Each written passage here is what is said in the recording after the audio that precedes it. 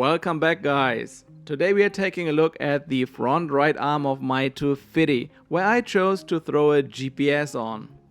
Wait, is it the front? No, wait, front left arm. Well, who cares? Let's roll the intro.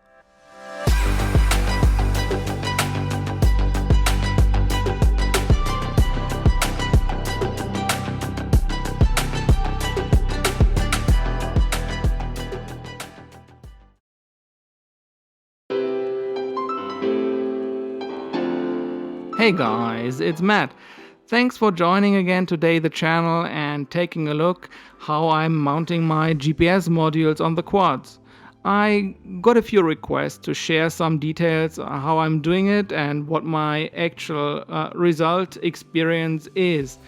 And it is pretty good, so I will choose this solution for basically all the quads I'm getting out of the box without a GPS.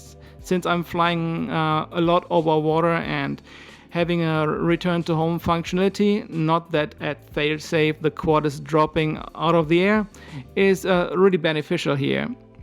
So what I did is I was rewiring the engines so that the wires itself are at the side of the arms.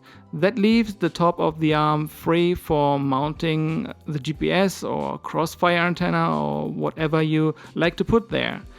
I cut off the zip ties, which are usually coming from the designers out of the box, and replaced them with fiber tape, which I prefer over zip ties.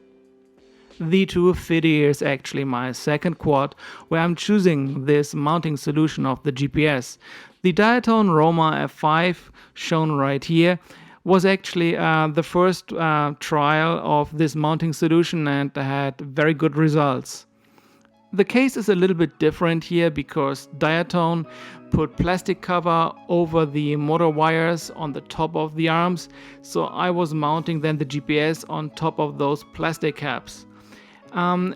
It is a very heavy quad, and the plastic shields and covers over the motor wires are extra weight, which I really don't see is necessary. That's why putting the wires on the side of the arm and then mounting the GPS on top of the arm is, in my opinion, the better solution. But if you have a very heavy quad to begin with, you might maybe not care about a few grams more or less. However, efficiency is coming by the gram, and saving here a few grams and there a few grams is adding up and making quite an impact. That weight you can add to a bigger battery, or you leave just the weight low and you have better flight performance. I really like efficient performing quads, and I don't like if they're feeling too heavy. Also, mounting the wires on the side of the arm is really mitigating the risk that there is a strike on the motor wires when a prop gets bent in flight. That's actually the reason why Diatone put the plastic covers over the motor wires. However, putting the wires on the side of the arm is removing the risk entirely, and that's the way I'm going here. Also, for the GPS wires itself, I was shielding them with copper tape, and since that is conductive in my case for the copper tape I was using, I was shielding then the wires in the area of the flight controller and ESCs with electrical tape, so that there's no risk to short circuit anything in the area of the ESCs or flight controller.